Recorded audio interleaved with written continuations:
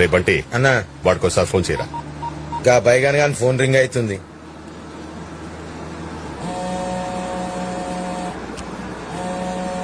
Hello రేయ్, hello రేయ్, అరే, అరే. రేయ్. డ్రైవింగ్ చేసేటప్పుడు ఫోన్ మాట్లాడకూడదని తెలీదా? పక్క దీపే అబ్బో